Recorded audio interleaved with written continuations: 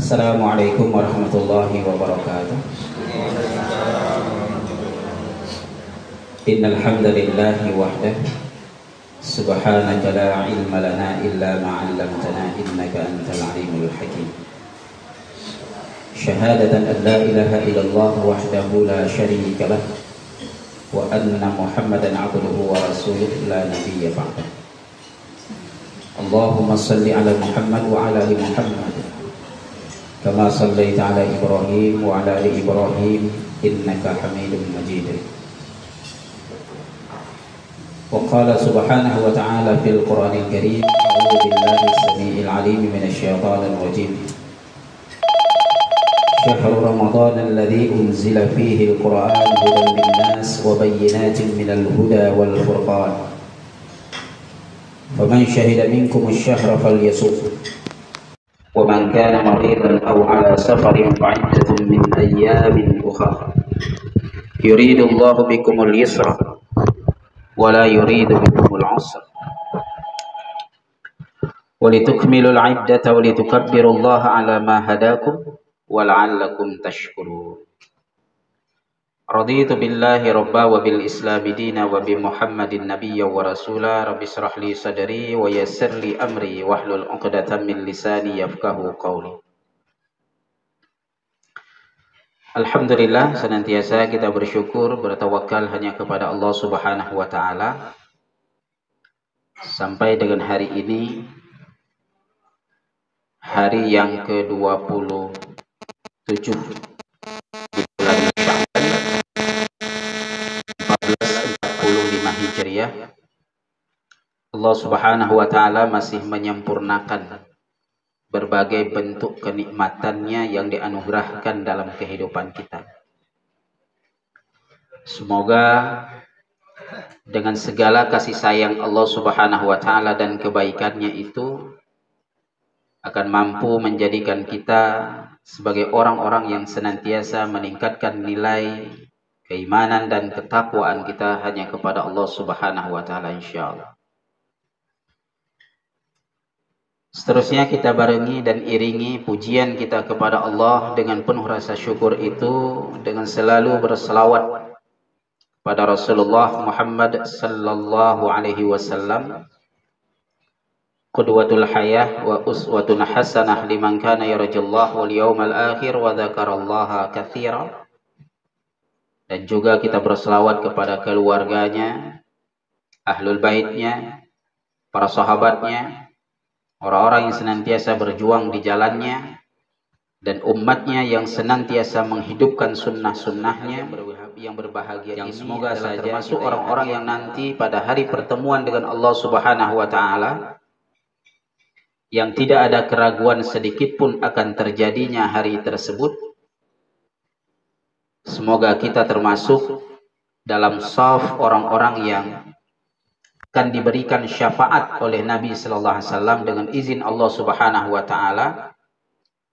Dan kita juga sangat berharap bisa meminum air dari telaga Al-Kautsar dari tangan Rasulullah SAW yang sangat mulia itu di dalam syurganya Allah Subhanahu wa taala insyaallah. Allahumma salli ala sayyidina Muhammad wa ala alihi wa sahbihi wa barik wa sallim.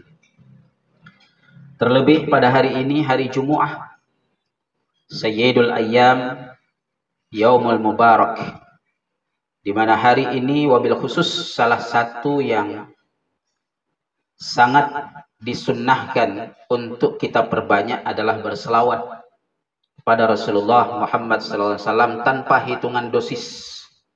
Tidak perlu kita menghitung berapa kali sudah hari ini kita berselawat. Karena hadisnya adalah aktsarus salawat fi yaumil jumu'ah. Perbanyaklah berselawat untukku, kata Nabi, pada hari Jumat. Mulai dari kemarin saat terbenam matahari pada hari Kamis, sampai dengan hari ini saat menjelang terbenamnya matahari di yaumul jumu'ah ini. Dalam hadis yang lain bahkan Rasulullah sallallahu alaihi wasallam mengatakan bahwa salah satu waktu yang sangat disukai oleh Allah Subhanahu wa taala Dan hendaklah kita menggunakan waktu itu untuk kebaikan-kebaikan. Dalam segala bentuk kebaikan, termasuk di dalamnya adalah selawat, membaca Quran dan banyak berdoa.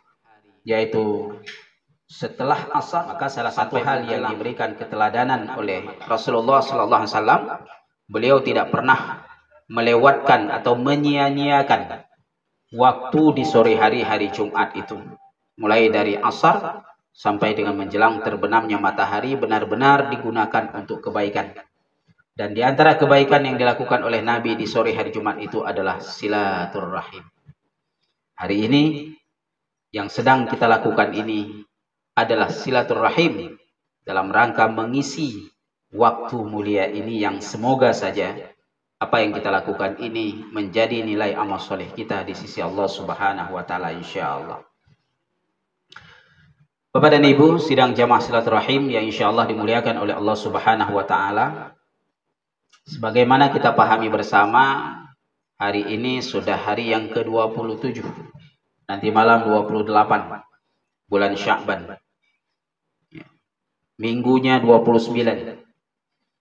Sabtunya insyaallah antara iya dan tidak kita akan melihat ru'yatul hilal yang akan dilakukan oleh tim yang telah ditunjuk oleh Kemenak di seluruh provinsi di seluruh Indonesia, termasuk Aceh, dan Aceh yang menjadi titik koordinat yang akan dikomunikasikan oleh Kemenak apakah terlihat atau tidaknya ru'yatul hilal itu adalah Luxmawe. Dan bahkan Luxmawe, IAIN Luxmawe itu salah satu kampus yang hari ini sudah ada prodi ilmu falak. Ilmu yang khusus mempelajari tentang perjalanan bulan, matahari, ya, dan perputaran berbagai planet di bawah kolong langit ini. Itu disebut dengan ilmu falak. Salah satunya adalah kecerdasan atau keilmuan di dalam melihat hilal setiap awal bulan di dalam bulan Qamariyah atau Hijriyah.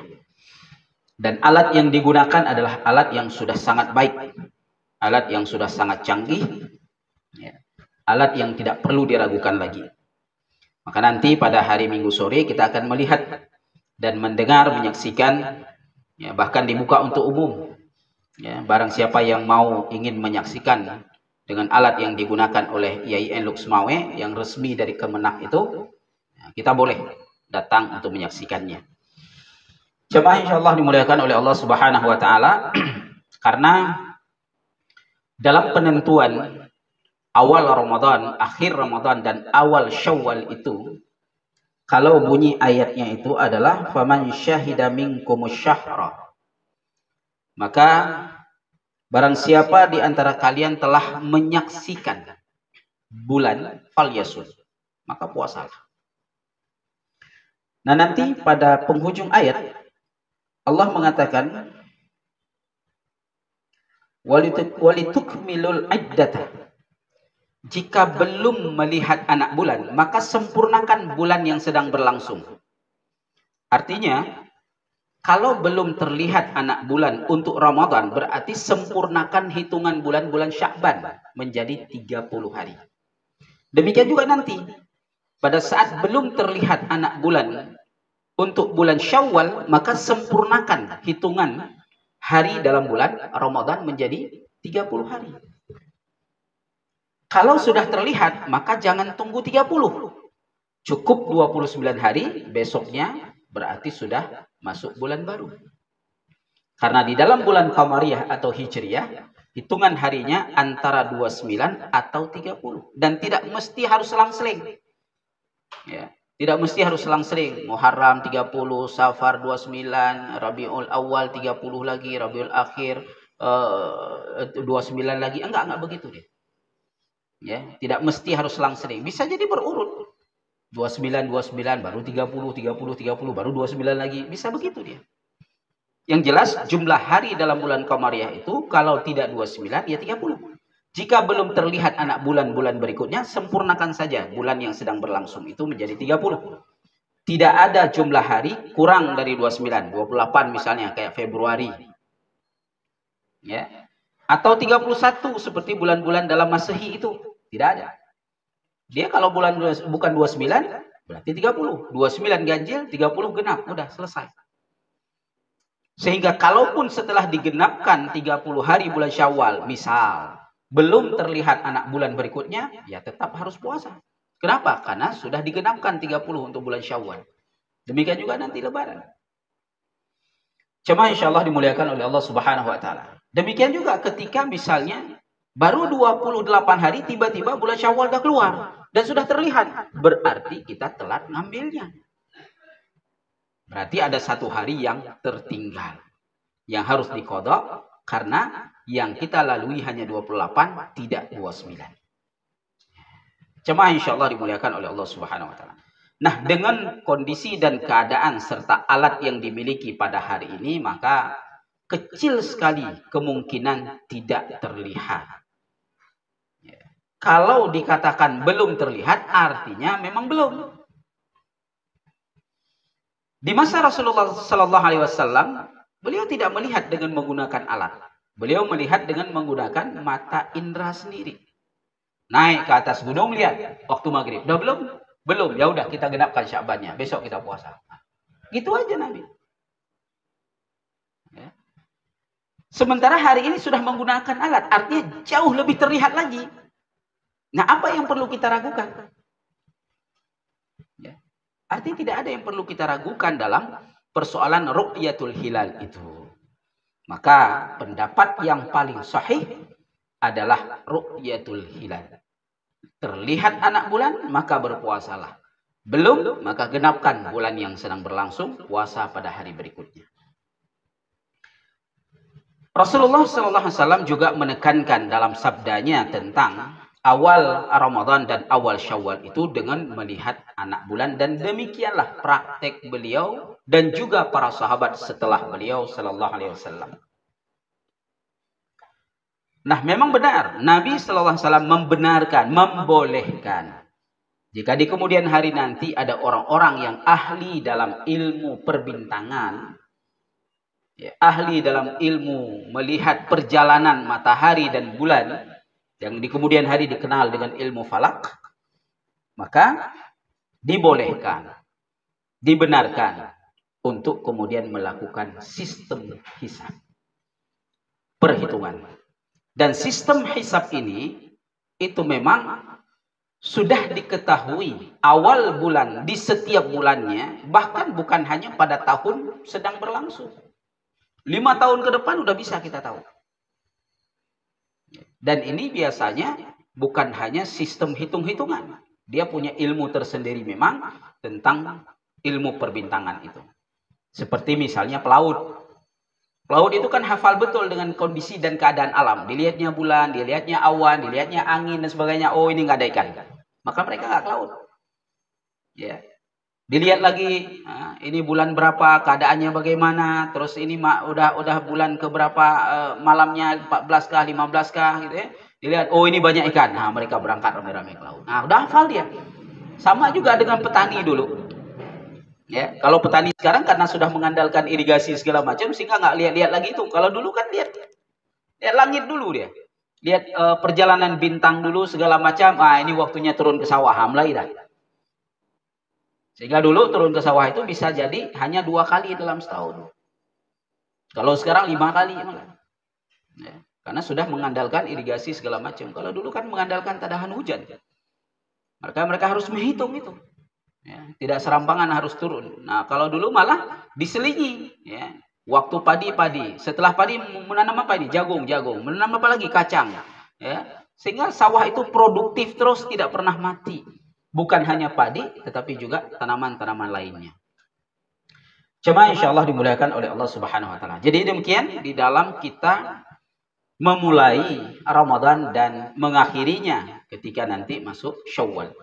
Artinya, hal yang juga ingin saya sampaikan, jika ada keraguan maka berpeganglah kepada pendapat pemerintah bersama dengan ulama. Sementara pendapat organisasi itu dia sudah pasti lebih lemah dibandingkan dengan pendapat pemerintah bersama dengan ulama yang memang berpegang kepada ru'yatul hilal, bukan hisab. Namun ketika kita yakin dengan sistem hisab, maka diperbolehkan. Yang penting jangan ada keraguan saat sedang puasanya. Udah mulai ngambil kita. Ini hari Senin misalnya. Katakanlah misalnya hari Minggu sore nanti belum terlihat bulan dalam pengumuman Kemenak bersama dengan MUI. Sehingga diputuskan hari Selasa mulainya. Tapi kita lebih yakin dengan sistem hisab, mulailah sahur. Di siang hari Senin itu tiba-tiba kita ragu-ragu. Udah masuk belum ya? Udah masuk belum lah? Gimana ini ya? Gimana ini ya? Nah, kalau ragu dengan sendirinya batal. Tidak boleh beribadah dalam keraguan-raguan. Ibadah itu mesti yakin. Ibadah itu berdasarkan ilmu dan keyakinan. Tidak boleh ya, berdasarkan keraguan-raguan. Jika ragu, selesai itu. Dah. Jemaah insyaallah dimuliakan oleh Allah Subhanahu wa taala.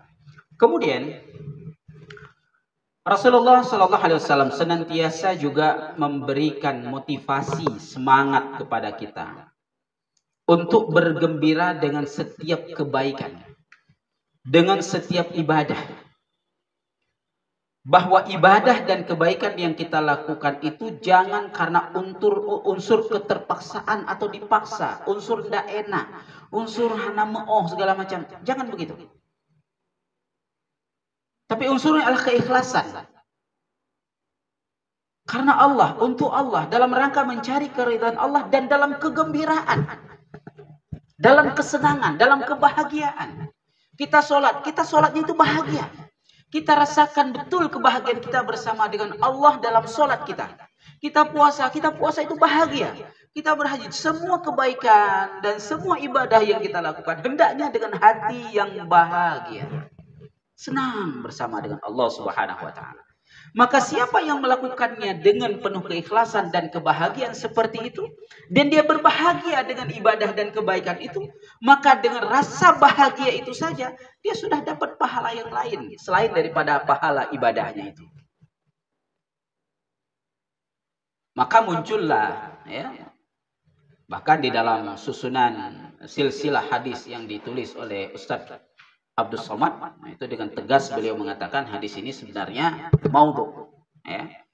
Barang siapa yang bergembira dengan datangnya bulan suci Ramadan, ya, maka diharamkan dalam api neraka, masuk dalam surga. Ini sebenarnya hadis maudhu. Nah, hadis ini lahir ternyata dikarenakan ucapan Rasulullah tadi, kegembiraan dan kesenangan itu, sehingga dibuatlah hadis. Ya. Nah, tapi ini sebuah kekeliruan juga ketika merancang ya hadis yang kurang yang tidak berasal dari Nabi, itu juga salah. Ya. Artinya memang benar bahwa semua kebaikan, bukan hanya Ramadan, semua ibadah, bukan hanya puasa.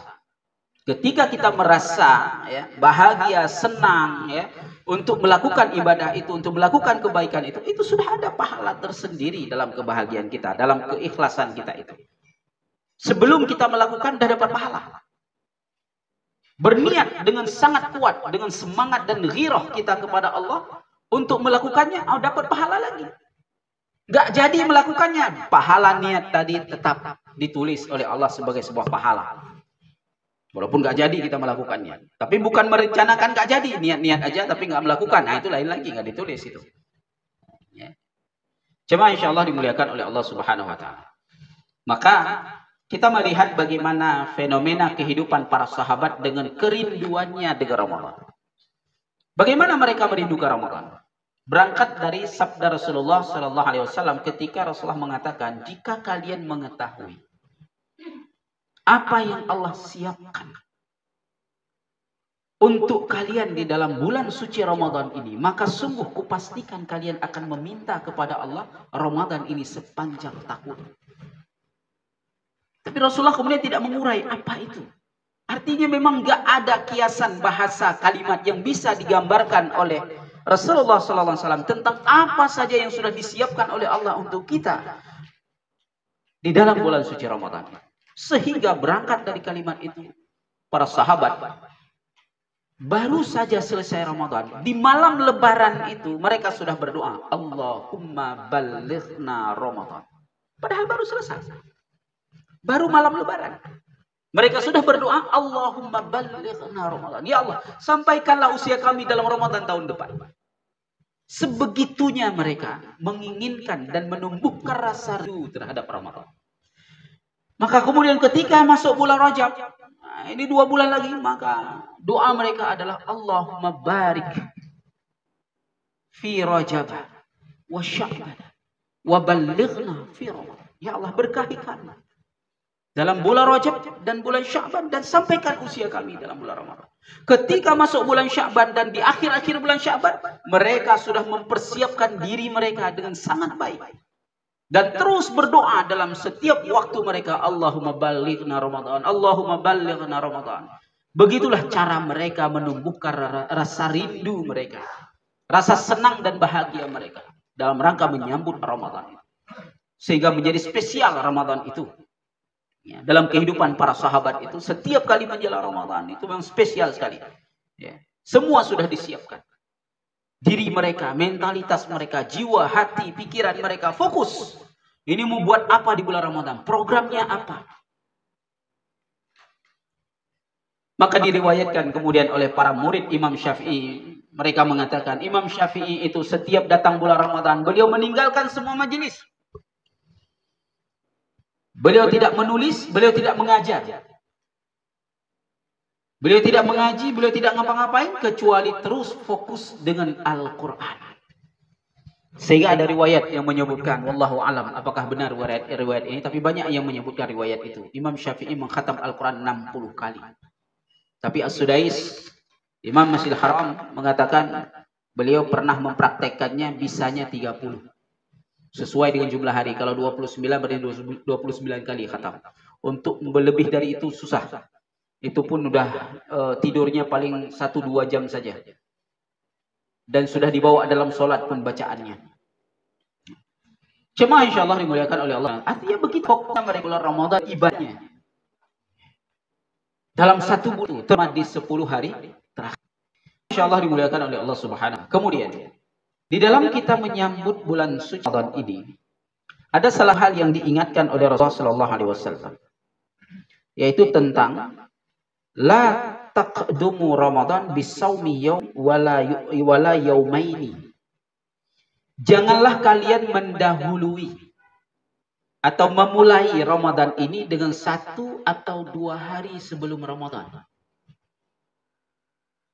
Nah, nanti kita lihat bagaimana hikmah megang ini di Aceh.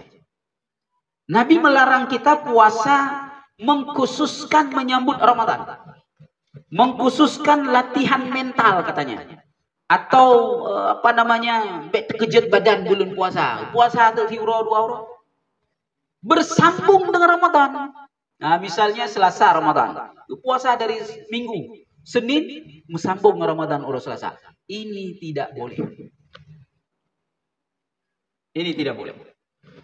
Sya'ban itu benar, adalah bulan kita memperbanyak ibadah puasa. Tidak ada bulan yang Nabi paling banyak berpuasa kecuali Sya'ban. Nabi berpuasa setiap bulan, Senin, Kamis, Ayyamul Bid. Tapi di bulan Sya'ban, ada 2 hadis itu, Nabi berpuasa lebih 15 hari. Hadis dari Aisyah lebih dari 20 hari. Tapi Nabi tidak berpuasa menjelang Ramadan. Sehingga Nabi melarang, jangan kamu dahului, jangan kamu memulai ya, puasa yauman wala yaumaini, atau 2 hari. 1 hari atau 2 hari yang kamu sambung dengan Ramadan. Tak boleh. Maka kemudian ini hikmah megang mungkin yang dibuat di Aceh. Supaya orang nggak puasa hari itu. Ya, dibuatlah megang. Gitu maju. Paju bulu. Tinggal puasa. Be uronyo. Saya rasa itulah. Tapi saya belum tanya juga kepada yang menciptakan megang. Ya, apa betul itu? Yang jelas ya nggak puasa. Ya, puasanya startnya ya tetap 1 Ramadan. Oh, masalah kita mau latih badan sebelum itu. Dari awal Sya'ban ya, terus kita mau puasa sambung boleh, ya, selang-seling boleh, terserah, perbanyak saja puasa. Tapi jangan disambung begitu. Ini yang pertama. Yang kedua, Imam Syafi'i juga mengingatkan kepada kita tentang pengkhususan. Ya, pengkhususan ziarah kubur menyambut bulan suci Ramadan. Ziarah kubur itu sunnah. Ziarah kubur itu boleh kapan saja. Tidak ada hari yang ditentukan, tidak ada bulan yang ditentukan, tidak ada waktu yang ditentukan. Terserah kita. Mau ziarah kubur tiap hari boleh, mau tiap pagi boleh, tiap sore boleh, mau kita tengah malam ziarah kubur juga boleh. Dan ziarah kubur itu sunnah, silahkan. Para sahabat dulu ziarah kubur itu sehari bisa 2 kali, habis subuh dengan habis asar. Makanya baqi itu dibuka di 2 waktu itu. Baqi itu dibuka habis subuh sampai jam 10, tutup. Habis asar sampai menjelang maghrib, tutup lagi. Kan gitu. Karena dulu para sahabat ziarah kubur seringnya begitu. Keluar dari masjid habis sholat subuh langsung ziarah ke baqi. Udah pulang. Habis asar lagi nanti. Ada yang tiap hari. Nanti terserah kita. Tapi mengkhususkan ziarah kubur dalam rangka menyambut bulan Ramadan, ini yang tidak boleh. Pengkhususannya, ya, mesti uramak megang atau si uro segala uramak megang ya ziarah kubur. Mat batel lo mede, hai mak ya, yang kada puasa, ilung kena puasa, nem doa bertehat lo. Ini masalah ini. Kemudian dalam menunjukkan rasa bahagia dan senang kita dengan bulan suci Ramadan itu, janganlah dengan kemaksiatan. Ini juga yang terjadi hari ini. Habis dalam 1 minggu, Senin habis, Selasa habis, Rabu habis, Kamis habis, Jumat habis, Sabtu habis. 7 hari habis semua. Dengan apa? Maksiat.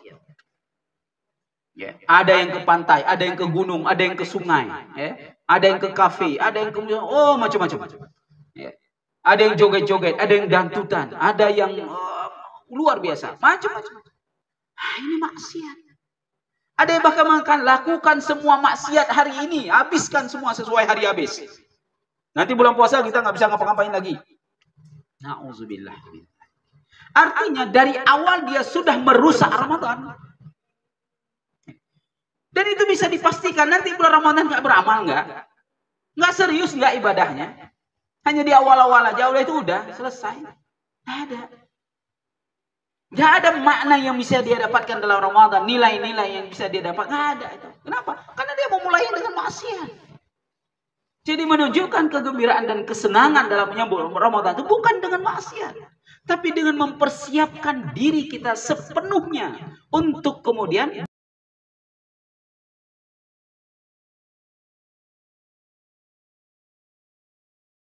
bermewah-mewahan dengan menu itu. Belum lagi kenceng sekali media sosialnya. Ya, menu berbuka hari ini, ceklek foto masuk Instagram. Ya, tarawih di mana malam ini, ceklek foto masuk Facebook. Baca Quran sudah 1 juz belum hari ini, ceklek foto masuk kemana? TikTok.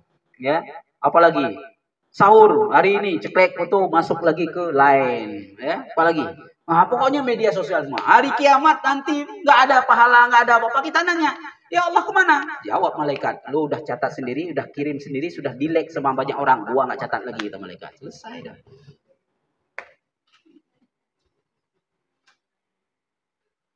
Jemaah insyaallah dimuliakan oleh Allah Subhanahu wa taala. Dan ini juga untuk menghindari penyakit dosa besar ketiga dari 8 dosa besar yang diurai oleh Allah dalam surah Al-Isra. Apa itu? Mubadzir. Dan kita harus akui, di 11 bulan selain Ramadan, tong sampah yang ada, nggak usah kita bilang di Indonesia, di Luxmawe aja, itu sampah isinya. Sedikit makanan. Tapi giliran bulan puasa, lebih 50% tong sampah itu diisi oleh makanan. Sedikit sampah. Ada apa dengan kita? Di luar Ramadan kita mampu menahan diri untuk dia tidak jadi iblis. Tapi di dalam bulan Ramadan kita tidak mampu mengendalikan diri sehingga kita menjadi pribadi yang berpribadi iblis. Kenapa? Mubadzir itu apa kata Allah? Al-mubadziruna kanu ikhwan syayatin. Tabdziru tabdzira. Jangan mubadzir kata Allah. Karena mubadzir itu saudara kandungnya ikhwan syayatin. Syaitan. Innahu lakum aduwwum mubin. Mereka adalah musuh yang nyata dan mereka kufur kepada Allah. Apakah kamu ingin menjadi saudara mereka, menjadi keluarga mereka? Dan ini Allah urai dalam 8 dosa besar. Mubadzir jatuh dosa ketiga. Dosa pertama syirik, dosa kedua durhaka kepada orang tua, ketiga mubadzir, keempat nanti makan harta anak yatim, kelima membunuh, ya, keenam membunuh anak karena takut miskin, ketujuh berzina, kedelapan sombong. Dalam surah Al-Isra, ketika Allah mengurai 8 dosa besar, dosa ketiga itu mubadzir. Dan ini yang terjadi di bulan suci Ramadan. Banyak makanan yang terbuang. Makanya Nabi mencontohkan kesederhanaan. Kenapa? Orang puasa itu mah nggak banyak makan. Pengennya yang banyak, makannya enggak. Ada orang banyak makannya.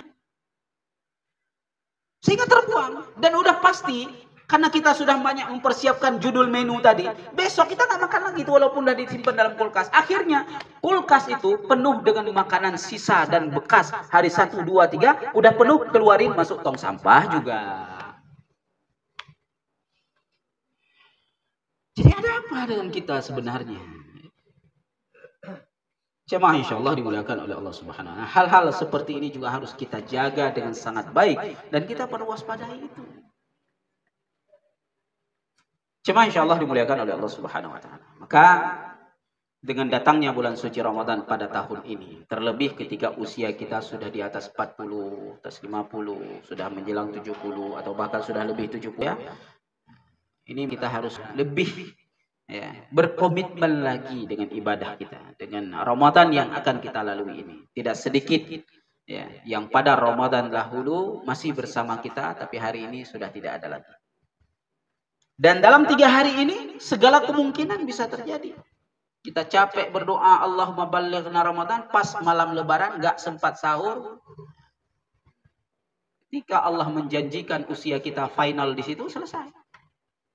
Dan memang selalu tiap tahun kita perhatikan, asal setiap menjelang Ramadan banyak kali orang meninggal. Asal setelah menjelang Ramadan banyak kali orang meninggalnya pun tiba-tiba selalu. Ya, banyak kita melihat orang yang meninggal menjelang Ramadan itu tiba-tiba. Lagi duduk, tadi baru ketemu di pasar, ya. Ada yang ngomong, "Belau timah megang 3 ngedung barah baru benar." Malam nyoka innalillahi. Ana mentemung tarawih, baru mentemung tarawih pun. Ana mentemung sahur, baru tahu pun. Ya begitulah. Karena memang dah final di situ. Jatahnya musamma itu, ketentuan jatah usia itu sudah ditetapkan oleh Allah di situ. Maka segala kemungkinan bisa terjadi. Namun demikian, Allahumma balligh Ramadan. Kita tetap bermunajat kepada Allah dengan segala keadaan yang ada di tangan dan kekuasaan Allah untuk agar kita sampai di bulan suci Ramadan pada tahun ini. Dan marilah kita berkomitmen antara kita dengan Allah Subhanahu wa taala dengan penuh kesungguhan untuk kemudian kita bisa memaksimalkan dan mengoptimalkan ibadah dan kebaikan di bulan suci Ramadan pada tahun ini sehingga akan menjadikan kita la'allakum tattaqun insyaallah. Aqulu qouli hadza wa astaghfirullah li wa lakum. Subhanakallah wa bihamdik, asyhadu an la ilaha illa anta, astaghfiruka wa atubu ilaik. Assalamualaikum.